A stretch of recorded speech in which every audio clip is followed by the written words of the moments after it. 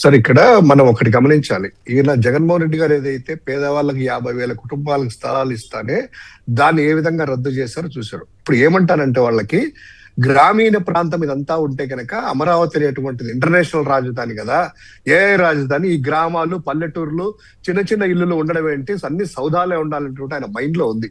ఇన్ని అర్థమవుతుంది. ఎందుకంటే కనుక వాళ్ళు చెప్పిన అగ్రిమెంట్ ప్రకారం గ్రామాలు అలానే ఉంటాయి. 2015 అగ్రిమెంట్ల ప్రకారం తీసుకున్నట్లయితే గ్రామాలని టచ్ చేయమని ఇందాక మా డైమండ్ గారు చెప్పినట్లు ఇది చుట్టూ 4 లేన్లు ఉన్నాయి సార్. 4 లేన్లు ఉన్నాయి. ఇందాక 200 అడుగులు కడుతున్నారు, 200 ఫీట్స్ అని చెప్తుంటే సూడో మేధావులు వస్తారు. ఇప్పుడు ఏమంటారంటే, అబ్బా చంద్రబాబు నాయుడు గారు చూడండి ప్రపంచ రాజధానులు అలాగా రోడ్లు కడుతుంటే వైఎస్ఆర్సీపీ వాళ్ళు అడ్డుపడుతున్నారని. కానీ ఒక్కటి ఇక్కడ చెప్తా ఉన్నాను సార్, నేషనల్ హైవేస్ తీసుకుందాం. విజయవాడ హైదరాబాద్ కావచ్చు, తిరుపతి హైదరాబాద్ కావచ్చు, కోల్కతా కావచ్చు. ఫస్ట్ 2 lanes తో స్టార్ట్ అవుతాయి సార్. ఈచ్ లేన్ వచ్చేసి 3.5 meters ఉంటుంది సార్. 3.5 meters. ఇందాక ఇప్పుడు 1,00,000 జనాభా ఉంది, 3 లక్షలు అవుతుంది 4 ఏళ్లకి. ఇప్పుడు 2 lanes తీసుకొని ఆ జనసాంద్రతను బట్టి ఇప్పుడు హైవేలన్నీ ఎక్స్టెన్షన్ అవుతున్నాయి కదా సార్. ఇప్పుడు 4 lanes అయినాయి, 4 lanes రోడ్ అయింది. ఇప్పుడు 6 lane కడుతున్నారు. విజయవాడ హైదరాబాద్ సంబంధించినటువంటిది 6 lane వెళ్తున్నారు. అంటే ఫేసుడు వారీగా జనసాంద్రతను బట్టి ఆ రోడ్డు ట్రాఫిక్ ను బట్టి విడల్పు చేసుకుంటా వెళ్తారు. ప్రస్తుతానికి ఆ 4 lanes ఆ గ్రామం చుట్టూ ఉండేటువంటి రోడ్లను అభివృద్ధి చేసి వాటిని నడుచుకోవచ్చు ఆ గ్రామాలను యథావిధంగా బట్టి. కానీ మా గ్రామాలొద్దు, పేదోడు ఉండద్దు, ఎవరు కూడా టీ కొట్లు ఉండకూడదు, అక్కడ 5 star మల్టీ మిలీనియర్స్ అక్కడ ఉండాలి అనేటువంటిది అది రాజధాని కాదు. ఒక విషయం మర్చిపోతున్నట్టున్నారు. ఇప్పుడు వీళ్ళు వేసేవన్నీ కూడా ఒక ఊళ్ళో ఉన్న రోడ్లు, అంతేగాని ఇవి నేషనల్ హైవేస్ కానీ లేకపోతే అందరూ అన్ని ఊళ్ళాలు తిరిగే అన్ని రాష్ట్రాల వాళ్ళు వచ్చి అక్కడ తిరగరు కదా. అయినా కూడా ఈ స్థాయిలో వేయాల్సిన అవసరం ఎంతవరకు ఉందని దాని మీద హేతు పద్ధతి కనిపిస్తుంది. పైగా వరద నీరు ఎత్తిపోసే ప్రపంచంలో ఒకే ఒక్క నగరం ఇది అవుతుందని మొన్న ఆయన సెస్ రామచంద్రయ్య గారు కూడా చెప్తా ఉన్నాడు. ఇప్పుడు ఒకటి సార్, ఇక్కడ మీరు అన్నట్లు ఇదంతా కూడా ఆ ప్రాంతం అంతా కూడా అది అవసరం లేదు. ఎగ్జిస్టింగ్ రోడ్స్ డెవలప్ చేసుకుంటే తిరగవచ్చు, ఆ జనసాంద్రత కూడా లేదు అక్కడ తిరగడానికి. ఇక రెండవది వచ్చేసేసి మీరు అన్నట్టు ఈ ప్రాంతంలో నీటిని తోడు చేసేసేటువంటి ప్రాంతం ఏదన్నా అంటే ప్రపంచంలో ఈ అమరావతి రాజధాని ఒకటే అని చెప్పొచ్చు. ఇప్పుడు అమరావతి తక్కువ చేయట్లేదు, అక్కడ ఉన్నటువంటి వాస్తవిక పరిస్థితులని ప్రజల ముందు కానీ ఒక డిస్కషన్ పాయింట్ అయింది.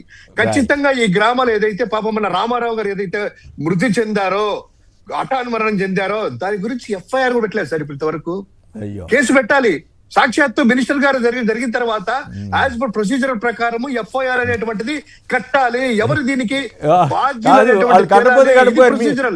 కాదు మాట్లాడిన వాళ్ళ మీద మీలాంటి వాళ్ళ మీద కట్టుకుంటుంటే అదే చాలు.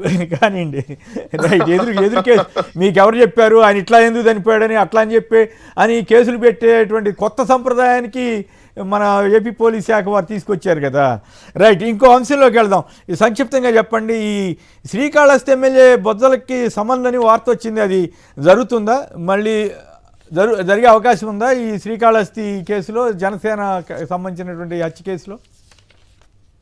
శివశంకర్ సార్, ఇప్పుడు ఆ బొజ్జల సుధీర్ రెడ్డి అనే వ్యక్తి ప్రమేయం ఉందని సాక్షాత్తు కోట వినూత గారు ఎవరైతే జనసేన నాయకురాలే ఆ యొక్క ఇన్ఛార్జి ఆమెనే గుడ్డ రోజులు వెళ్ళేసి చెప్పి పవన్ కళ్యాణ్ గారి దగ్గరికి వచ్చేసేసి నాకు అపాయింట్మెంట్ ఇస్తే చెప్తా అని చెప్పి తిరిగి జైలుకి వెళ్ళి బయటకు వచ్చినా కూడాను ఇంతవరకు లేదు. అంటే ఆ సుధీర్ మీద యాక్షన్ తీసుకోవడానికి పవన్ కళ్యాణ్ గారికి మొగ్గు లేదు, చంద్రబాబు నాయుడు గారికి ఇష్టం లేదు. అలాంటప్పుడు 3 రోజుల నుంచి వచ్చారంట. అనఫీషియల్ సమాచారం ప్రకారము 3 రోజుల నుంచి శ్రీకాళహస్తిలో తిరుగుతున్నారంట పోలీసులు ఆయనకు నోటీసులు ఇవ్వడానికి, విచారణకు రావాలని చెప్పడానికి. కానీ మరి పోలీసులకు ఆయనకు అడ్రస్ తెలియట్లేదో, చెన్నై పోలీసులకు రానియట్లేదో, ఏం జరుగుతుందో తెలియదు. ఖచ్చితంగా ఈ రోజు చిత్తశుద్ధి ఉండింటే సాక్షాత్తు వాళ్ళ పార్టీ ఇన్ఛార్జి కోట వినూత గారు ఇతనే మాకు చేశారు, ఇతనే రికార్డు చేయించారు, పర్సనల్ లైఫ్ మీద చేశారు, ఒక మహిళ మీదనే అంత ఓపెన్ గా చెప్పి పవన్ కళ్యాణ్ గారు రిక్వెస్ట్ చేస్తున్నా కూడాను అది మొత్తం యంత్రాంగానికి అంతా తెలుసు, పెద్దలకు అందరికీ తెలుసు. ఇంతవరకు అతని కనీసం అంటే విచారణ కాదు కదా, వాళ్ళు ఇంటర్నల్ గా అడగలేదు ఏమయ్యా సుధీర్ ఏం జరిగింది అనేటువంటిది అడగలేదు. పోలీసులకు సహకరించి పక్క రాష్ట్రం పోలీసులు వచ్చి ఈయనకిచ్చి విచారణకు వెళ్తారంటే వీళ్ళు చేస్తారు సార్. అదే ఏ సంబంధం లేదు. ఇంకా ఎట్లా ఇంకా అదృష్టము మా బిఎఫ్ ఎక్కడన్నా కూడా రైట్. ఓకే, టైం అయిపోయింది. పిల్ తేలే వరకు స్కిల్ కేసును మూసేయొద్దు, కేసును మూసివేయాలని సిఐడి భావిస్తోందంటూ విజయవాడ ఏసీబీ కోర్టులో పాత్రికేయుడు తిలక్ మెమో దాఖలు చేశారట. ఫైనల్గా సంక్షిప్తంగా చెప్పండి, గోపి గారు, అప్పులు అప్పుడే 2.93 లక్షల కోట్లకు చేరుకున్నాయి. మరోవైపు ఆరోగ్యశ్రీ పథకాన్ని పూర్తిగా నీరుగార్చేస్తోంది. ఈ రెండింటిని మీరు ఎట్లా చూస్తారు గోపి గారు? సార్ అప్పులు అంటే ఈయన వచ్చిన దగ్గర నుంచి వారం అప్పులు చేస్తున్నారు. అది ఇప్పుడు 3 లక్షల కోట్లు దాటిపోయింది. దారుణంగా ఉంది. ఈయన సంపద సృష్టిస్తాను అని చెప్పి హామీ ఇచ్చి ఆ హామీ మేరకు అధికారంలోకి వచ్చారు. ప్రజలు నమ్మారు సంపద సృష్టిస్తారు ఈయన అని.